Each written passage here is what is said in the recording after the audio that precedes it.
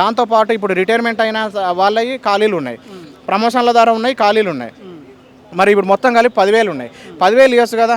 ఇప్పుడు రీసెంట్గా డిఎస్సి కూడా 4,454 పోస్టులు ప్రమోషన్ల ద్వారా ఖాళీలు వచ్చినాయి. అంటే హెచ్జిటీలో వీళ్ళు స్కూల్ అసిస్టెంట్గా ప్రమోషన్ వచ్చింది. మరి 6,000 రిటైర్ అయిన ద్వారా ఖాళీలు ఉన్నాయి. మరి 10,000 చిల్లర ఉన్నటువంటి పోస్టులను భర్తీ చేయాలి కదా. ఇక వీళ్ళని ఎవరు, రేవంత్ రెడ్డిని ఎవరు ఆపుతున్నారు, ప్రభుత్వాన్ని ఎవరు ఆపుతున్నారు? పదే చెప్తున్నారు కదా ప్రతిపక్షం కేసులు వేస్తుందంటే. మరి కేసులు వేయని లీగల్ ఇష్యూస్ లేని ఉద్యోగాల గురించి సమాధానం ఏం చెప్తారు? ఇచ్చే ఉద్దేశమే ఉంటే దానికి ఏం సమాధానం చెప్తారు?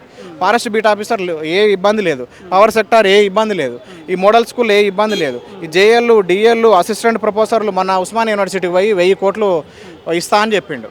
ఆ 1,000 కోట్లు ఇస్తాను ఆయన మొన్నటిదాకా 10వ తారీఖు వరకు గవర్నమెంట్ ఎవరైతే ప్రొఫెసర్లో వాళ్ళకి జీతాలు లేవు. ఇవన్నీ కూడా అబద్ధాల మీద ప్రభుత్వాన్ని నడపడమే. ఎందుకంటే నిరుద్యోగ వృత్తి ఇస్తున్నారు, ఇచ్చిర్రా? తులం బంగారం ఇస్తున్నారు, ఇచ్చిర్రా? ఇవ్వలేదు.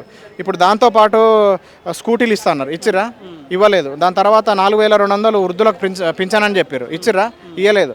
అంటే వీళ్ళు ఏంటంటే ఎమోషనల్గా కొంచెం రాసుకొని స్క్రిప్ట్ రాసుకొని బహిరంగ సభలలో ఊదుడు తప్పితే ఇవన్నీ కూడా అబద్ధాలు. ఎందుకంటే ఇలా లంక బిందెలు ఉన్నాయని అని అనుకొని వచ్చినా వీడన్నీ కూడా లంక బిందెలు లేవు, ఇత్తడి బిందెలు ఉన్నాయని చెప్తుండు. నీకు తెలియదా? చిన్నపిల్లగానువా? ఏమో లాలీపాపు బ్యాచ్ కాదు కదా.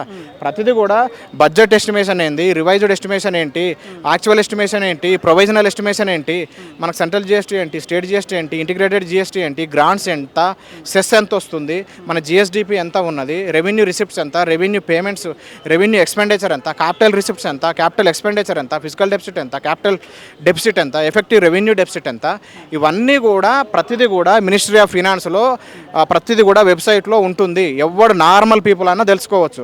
ఒక ముఖ్యమంత్రి హోదాలో ఉండి నాకు ఇంత డబ్బు వస్తుంది అనుకున్నా, అంత డబ్బు రాలేదు, మరి జీతాలు ఎందుకు తీసుకుంటుండో. ఇప్పుడు 33,000 వచ్చిన ప్రభుత్వ ఉద్యోగి, అరే ఆర్థిక శాఖ మనకు ఆర్థికంగా బలంగా లేమో, మీరు అందరూ కూడా అడ్జస్ట్ కావాలి కొంచెం అని చెప్పి 1వ తారీఖు వచ్చేది 15వ తారీఖు వస్తుంది.